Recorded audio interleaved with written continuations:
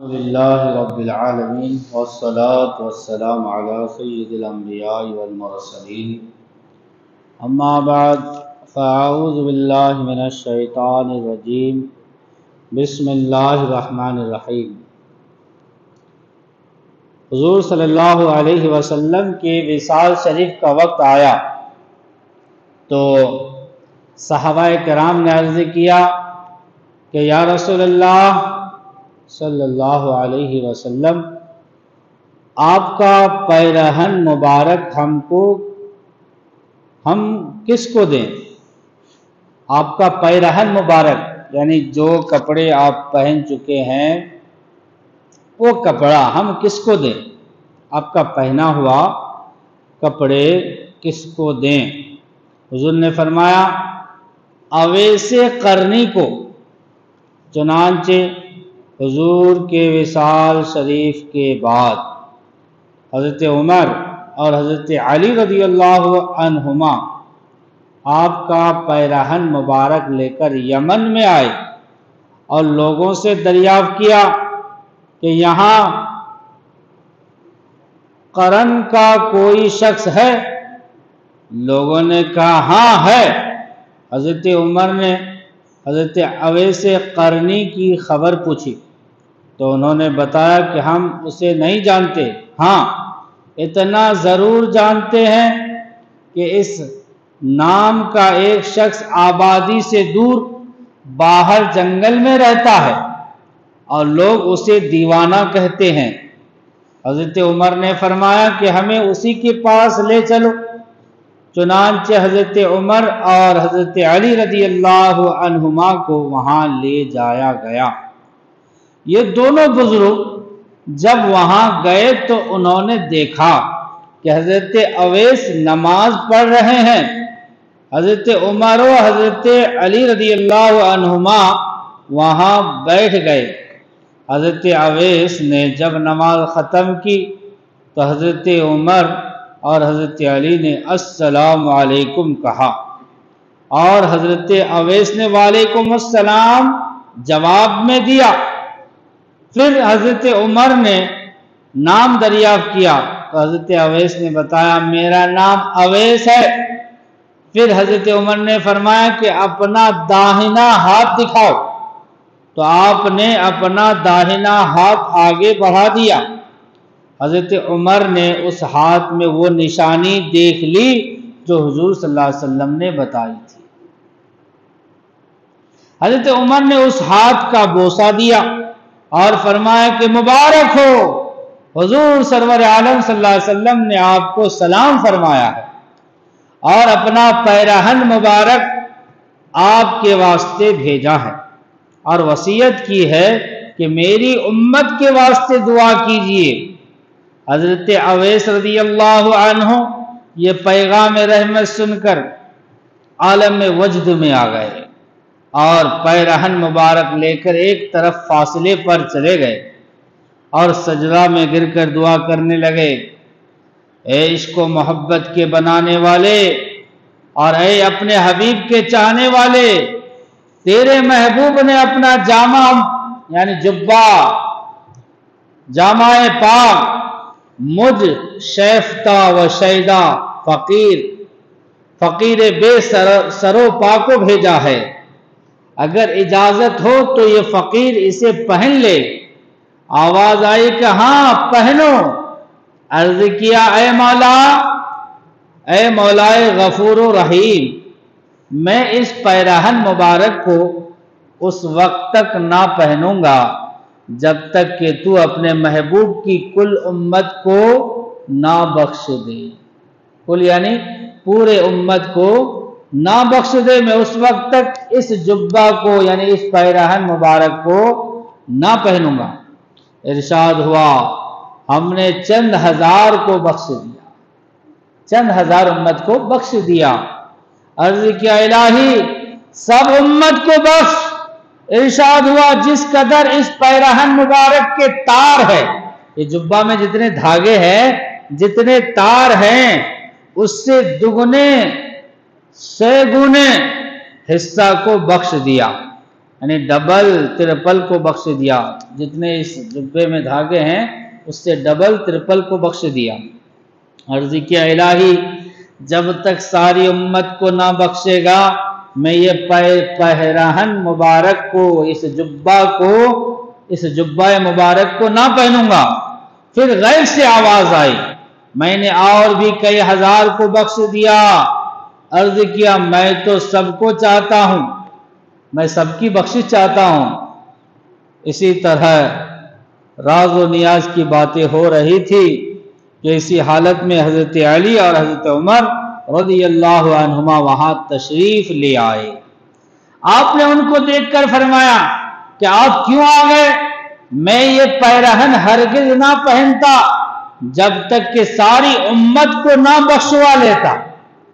یعنی حضرت عمر اور حضرت عثمان سے علی سے کیا کہنے لگے، اگر تم دونوں اب یہاں میرے اور اللہ کے درمیان جو باتیں ہو رہی تھی اگر نہیں آتے تو میں پوری امت کو بخشوا لیتا اور اس جبہ کو نہ پہنتا تھا اس وقت تک جب تک کہ اللہ پوری امت کو نہ بخش دیتا۔ پھر آپ نے اس پیرہن مبارک کو پہنا اور فرمایا کہ حضور صلی اللہ علیہ وسلم کی امت میری شفاعت اور اس پیرہن مبارک کی برکتوں سے بنی ربیعہ اور مضر کی، بنی ربیعہ ایک قبیلے کا نام ہے، بنی ربیعہ، اور مضر بھی ایک قبیلے کا نام ہے۔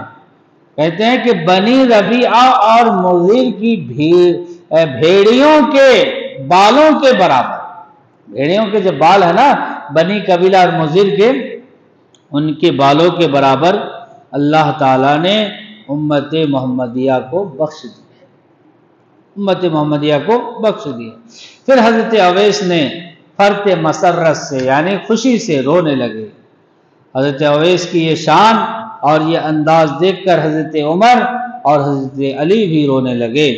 اور پھر حضرت اویس سے دریافت کیا کہ باوجود اس غلبہ شوق اور ولولہ اشتیاق کے دیدار جمال محبوب سے کون سا سبب مانع ہوا؟ یعنی یہ دونوں ہستی حضرت اویس سے کہنے لگے کہ تم حضور سے اتنا محبت رکھتے ہو، اتنی چاہت ہے، پھر بھی تم حضور سے ملاقات کیوں نہیں کی؟ اور آپ نے حضور صلی اللہ علیہ وسلم سے ملاقات کیوں نہیں کی؟ کون سی چیز مانے آئی؟ حضرت اویس نے جواب دیا کہ آپ نے حضور کو دیکھا ہے۔ حضرت اویس نے کہا حضرت عمر سے اور حضرت علی سے کہ آپ نے حضور کو دیکھا ہے؟ اگر آپ نے اس محبوب کا جمال جہاں آرا دیکھا یعنی حضور کا حسن دیکھا ہے تو فرمائیے کہ محبوب پاک کے وہ آبروئے پاک، آبرو کہتے ہیں گال، یعنی حضور کے وہ رخسار پاک آپس میں ملے ہوئے تھے یا کشادہ تھے؟ یہ حضور کے جو رخسار ہیں یہ آپس میں ملے ہوئے تھے کہ اس میں کچھ جگہ باقی ہے؟ بتائیے۔ اتفاق دیکھیے کہ حضرت عمر حضرت علی رضی اللہ عنہما اس وقت اس کا جواب نہ دے سکے، اور حضرت اویس نے آبروئے پاک کی پوری نورانی تصویر کھینچ کر بتا دی اور فرمایا میں اگرچہ بظاہر خدمت اقدس میں حاضر نہیں ہوا، حضور کی بارگاہ میں حاضر نہیں ہوا، مگر جلوہ محبوب کسی وقت مجھ سے چھپا نہیں رہا۔ اب دیکھیے اس سے سبق کیا حاصل ہوا؟ سبق یہ ملا کہ حضرت اویس قرنی رضی اللہ عنہ کی بہت بڑی شان ہے۔ آپ اگرچہ بظاہر حضور صلی اللہ علیہ وسلم کی زیارت شریفہ سے مشرف نہیں ہوئے، یعنی حضور کو اگرچہ آپ نے نہیں دیکھا، لیکن عشق اور محبت کی بدولت باطنی آنکھوں سے آپ حضور صلی اللہ علیہ وسلم کے جمال جہاں آرا سے مشرف ہو چکے تھے۔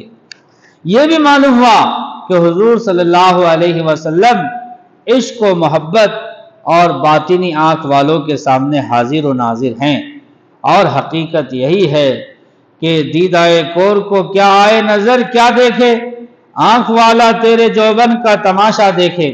اور یہ معلوم ہوا کہ حضور صلی اللہ علیہ وسلم کے بدن انور سے مس شدہ پیراہن انور کی، یعنی حضور کے جسم سے جو کپڑا لگ گیا ہے تو کہتے ہیں ان کی برکتوں اور بزرگوں کی دعاؤں سے، یعنی حضور سے لگا ہوا کپڑا، حضور کے بدن سے لگا ہوا کپڑا وہ اتنا برکت والا ہے کہ ان کی برکتوں اور بزرگوں کی دعاؤں سے، یعنی کپڑوں کی برکت سے اور جو اللہ کے ولی ہے ان کی دعاؤں سے ہم گناہگاروں کی نجات ہو جاتی ہے، بزرگوں کی دعاؤں سے اور حضور کے جسم سے لگے ہوئے کپڑوں کی برکت سے ہم گناہگاروں کی بخشش ہو جاتی ہے۔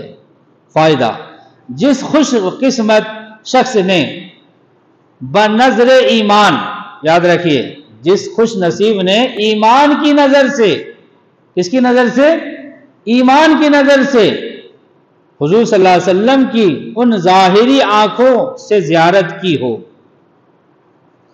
ایمان بھی ہو اور اپنی آنکھوں سے حضور کو ایمان کی حالت میں دیکھا ہو، یا جس صاحب ایمان پر حضور صلی اللہ علیہ وسلم کی نظر مبارک پڑ گئی ہو، وہ کون ہے؟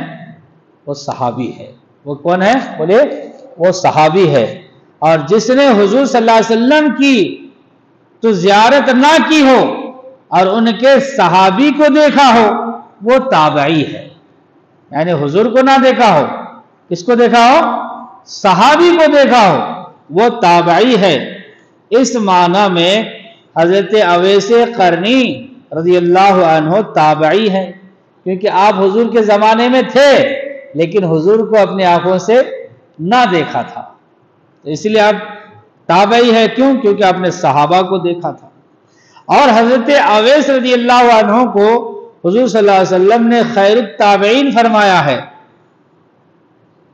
حضرت اویس رضی اللہ عنہ حضور صلی اللہ علیہ وسلم کے زمانے ہی میں تھے، لیکن وہ حضور صلی اللہ علیہ وسلم کی خدمت میں اس لیے حاضر نہ ہو سکے کہ آپ کی والدہ یعنی آپ کی ماں بڑھیا اور ضعیفہ تھی، ماں کمزور تھی، اس لیے ماں کی خدمت کو چھوڑ کر آپ حضور کی بارگاہ میں نہ جا سکے، حالانکہ آپ حضور کے زمانے میں تھے اور ان کو چھوڑ کر کہیں نہ جا سکے تھے۔ چونکہ حضرت اویس رضی اللہ عنہ حضور کی خدمت میں حاضر نہ ہو سکے تھے، اس لیے اس خیال سے کہ حضرت اویس اس بات کا خیال نہ فرمائے کہ حضور صلی اللہ علیہ وسلم نے حضرت اویس کی دل جمعی کے لیے اپنے صحابہ سے یوں فرمایا کہ من لقیہ منکم فلیستغفر لکم، یعنی تم میں سے جو شخص ان سے ملے تو اپنے لیے ان سے مغفرت کی دعا کرائے۔ اب دیکھیے حضور نے بشارت بھی دے دی کہ تم میں سے جو کوئی بھی حضرت اویس سے ملے ان سے اپنے مغفرت کے لیے دعا بھی کرائے۔